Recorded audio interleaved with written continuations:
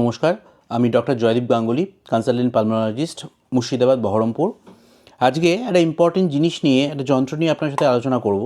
অনেকে আপনাকে জিজ্ঞেস করেন, আমাকে পেশেন্টরা জিজ্ঞেস করেন যে ডাক্তারবাবু, আমরা যখন প্রেশার বেড়ে যায় বা প্রেশার কমে যায় তখন প্রেশার মেশিন দিয়ে প্রেশার মাপি, আমরা সুগার মাপি, সুগার বেড়ে যাওয়া কমে যাওয়া দেখি, আমরা ইসিজি করি, আমরা সিটি স্ক্যান করি ব্রেনের জন্য, আমরা বিভিন্ন ধরনের অন্যান্য ব্লাড টেস্ট করি।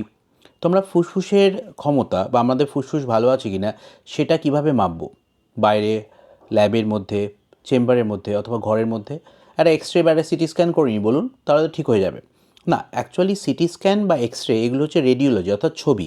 বুকের ছবির মধ্যে কিন্তু আমরা শুধুমাত্র শ্বাসনালীর কিছুটা বাইরের অংশ এবং লাং ফিল্ডসগুলো দেখতে পাই। অর্থাৎ আমরা বুঝতে পারি যে আমাদের মধ্যে চেস্টের মধ্যে টিউবারক্লোসিসের কোনো লক্ষণ আছে কি না, কোনো ক্যাভিটি আছে কি না, কোনো জল আছে কি না, কোনো নিউমোনিয়া আছে কি না, হার্টের কন্ডিশন ঠিক আছে কি না ইত্যাদিগুলো দেখি।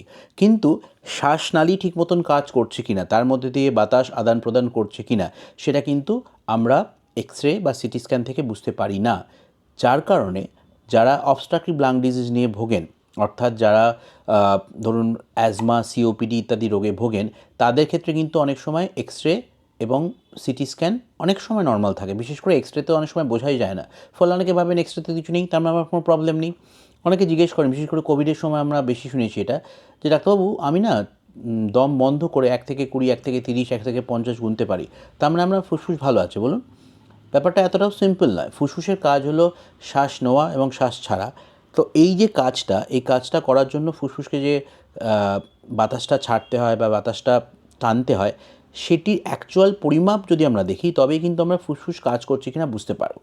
তো আমরা ক্লিনিকে বা যে কোনো পরীক্ষার জায়গায় যেটা করি হচ্ছে pulmonary function test. Pulmonary function টেস্টে আমাদের বিভিন্ন ধরনের ভাবে আমাদের বাতাস বের করতে, নিঃশ্বাস এবং প্রশ্বাস নিতে বলা হয়, এবং সেই ফ্লো এবং ভলিউম দেখে আমরা দেখি যে সেই মানুষটি ঠিকমতো নিঃশ্বাস ছাড়তে পারছে কি না বা নিঃশ্বাস নিতে পারছে কি না, যার ফলে আমাদের বিভিন্ন ধরনের অবস্ট্রাকটিভ লাং ডিজিজ আমরা ধরতে পারি।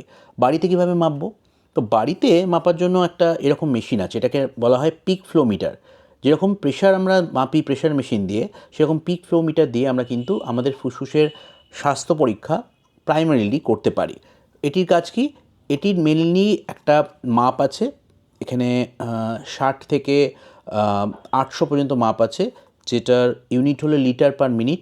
আমরা যখন নিতে বলি তখন বলি স্ট্রেট হয়ে দাঁড়াতে, নিঃশ্বাস ভালো করে টেনে নিতে, তারপরে সব থেকে জোরে যতটা পারি একভাবে আমরা নিঃশ্বাস ছাড়তে বলি এবং দেখি যে কতটা গেল। ধরুন আমি দেখাচ্ছি আপনাকে, 60 এটা আছে, আমি বসেই দেখাচ্ছি, কিন্তু অ্যাকচুয়ালি স্ট্রেট হয়ে দাঁড়িয়ে করতে হয়। তো আমার এখন 500 মতো গেল। তো বেসিক্যালি 500টা কি প্রমাণ করে যে আমার 1 সেকেন্ডে আমি 500 লিটার পার মিনিটে আমার ফুসফুসে হাওয়াটাকে বার করতে পারলাম। যার সিওপিডি আছে, যার অ্যাজমা আছে, তার এই মাপটা বিভিন্ন জনের ক্ষেত্রে বিভিন্ন হয়, এবং এই মাপটা সবার ক্ষেত্রে সমান নয়। প্রেশার যেরকম সবার ক্ষেত্রে সমান হয় না, প্রেশার যেরকম আপ ডাউন করে, এই ভ্যালুটাও আপ ডাউন করে। তো এটির উপযোগিতা কি? যে কোনো অ্যাজমা পেশেন্টের বলা হয় যে তাদের দিনে 2 বার করে এই যদি আমরা পরিমাপ করি, ধরুন প্রতিটা মানুষের নির্দিষ্ট ভ্যালু আছে। একজন অ্যাজমা পেশেন্টের দেখা গেল যে প্রতিদিনই সে 400 ml পার মিনিট করতে পারে।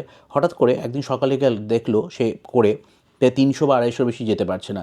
তার মানে সেটি প্রমাণ করে যে সেই দিনে তার লাং ফাংশন কিন্তু অন্যান্য দিনের থেকে দুর্বল আছে, তার লাংস কিন্তু ভালো করে বাতাস বের করতে পারছে না।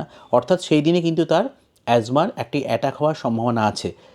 ফলে এই মেশিন দিয়ে কিন্তু আমরা খুব সহজেই অ্যাজমার অ্যাটাকটাকে আগে থেকে জানতে পারি। যেরকম ভূমিকম্পের ক্ষেত্রে আমরা রিক্টার স্কেল যদি দেখা যায় যে মাপা হয়, ভূমিকম্পের সময় দেখা যায়, তো সেই রকমভাবেই আমরা অ্যাজমা অ্যাটাকের পূর্বাভাস পেতে পারি। এছাড়াও অ্যাজমা ডায়াগনোসিস ক্ষেত্রেও এই জিনিসটি খুবই উপকারী। বাচ্চাদের ক্ষেত্রে আমরা ট্রিটমেন্ট মনিটরিংয়ের জন্য, বড়োদের ক্ষেত্রে ট্রিটমেন্ট মনিটরিংয়ের জন্য এই মেশিনটি ইউজ করি। কারণ যদি দেখা যায় যে দিনে সকালবেলা বা বিকেলবেলা ভেরিয়েবিলিটি অনেক বেশি থাকে, অর্থাৎ সকাল আর বিকেলের পরিমাপের মধ্যে প্রচুর পার্থক্য থাকে এবং সিজনাল ভেরিয়েবিলিটি থাকে, যেমন ধরুন গ্রীষ্মকালে এক ধরনের, শীতকালে এক ধরনের থাকে, তাহলে সেটি অ্যাজমার ডায়াগনোসিস আরও বেশি পোক্ত করে। এবং অনেক ক্ষেত্রে আমরা ট্রিটমেন্ট দেওয়ার সময় দেখি যে ট্রিটমেন্ট দেওয়ার পরে এবং আগে এই পিক ফ্লো ভ্যালু কত আছে, অর্থাৎ একজনকে আমরা ইনহেলার দিলাম, সে ইনহেলার দিয়ে শুরু করলো, তখন দেখা যায় যে তার পিক ফ্লো কিন্তু অনেক ইমপ্রুভ করে। ধরুন আগে 300 350 ছিল, তারপরে দেখা যায় তার পিক ফ্লো 500 বা 550 হয়ে গেল। অর্থাৎ এই সিম্পল ছোট্ট মেশিন, খুব ইজি টু ইউজ মেশিন দিয়ে আপনারা কিন্তু আপনাদের লাংসের পরীক্ষা অতি সহজেই বাড়িতে করতে পারবেন। যারা অ্যাজমা সিওপিডিতে ভোগেন তাদের ক্ষেত্রে এই ছোট্ট মেশিনটি খুবই দরকারি এবং খুবই উপকারী। নিজেরাই আপনারা টেস্ট করে নিতে পারবেন এবং আপনারা জানতে পারবেন আপনাদের ফুসফুস কেমনভাবে কাজ করছে। যদি কম হয় আপনারা অতি অবশ্যই আপনার ডাক্তারবাবুর কাছে যাবেন এবং ট্রিটমেন্টের জন্য বলবেন, কারণ এই ভ্যালু কম হওয়া মানে আমি বললাম আগেই যে অ্যাজমা অ্যাটাকের পূর্বাভাস কিন্তু আমরা এই যন্ত্রের মাধ্যমে পেতে পারি যদি আমাদের ভ্যালু খুবই কম হয়। প্রতিটা পেশেন্টেরই, আমরা যারা অ্যাজমাতে ভোগে তাদের অ্যাজমা অ্যাকশন প্ল্যান আছে। অ্যাজমা অ্যাকশন প্ল্যান মানে তাদের বলা হয় আপনাদের পিক ফ্লো মনিটর করুন। পিক ফ্লো 3টে ভাগে ভাগ করা হয়, অর্থাৎ গ্রিন জোন, ইয়েলো জোন আর রেড জোন। তো গ্রিন জোনে যখন আপনার কাছাকাছি থাকবে, আপনার ম্যাক্সিমাম যে ভ্যালুটা ধরুন 500 বা 600, তার কাছাকাছি যত থাকবে সেটা গ্রিন জোন হবে। সেখান থেকে একটু কমলে একটা ভ্যালু থাকবে, সেটা ইয়েলো জোন। ইয়েলো জোন হলে আপনাকে আরও বেশি সতর্ক হতে হবে, আপনি ইনহেলার যেন ঠিকমতো নেন এবং আপনার যেগুলো ট্রিগার করবে অ্যাজমা সেগুলোকে যেন আপনি থেকে সাবধান থাকবেন। এবং রেড জোন মানে কিন্তু আপনার অ্যাজমা অ্যাটাক ইমিনেন্ট, মানে আপনার যখন তখন কিন্তু অ্যাজমা অ্যাটাক হতে পারে। অর্থাৎ এই গ্রিন, রেড, ইয়েলো এই 3টে জোনের মাধ্যমে, এই 3টে জোনের পরিমাপের মাধ্যমে কিন্তু আমরা অ্যাজমা অ্যাটাকটাকে ধরতে পারি এবং উপযুক্ত ব্যবস্থা নিতে পারি। ইনহেলার ঠিকমতো নেওয়া, ট্রিগার ফ্যাক্টরগুলো এড়িয়ে চলে এবং অতি অবশ্যই ডাক্তারের কাছে যাওয়া যদি আমাদের দেখা যায় যে ভ্যালুটা খুব কম আসছে। তো আজকে আমরা এই মেশিনটার সময় জানতে পারলাম পিক ফ্লো মিটার যারা অ্যাজমা সিওপিডি তাদের জন্য খুবই উপকারী, এবং আপনারা আশা করি এটা শুনে উপকার হলো অনেকের।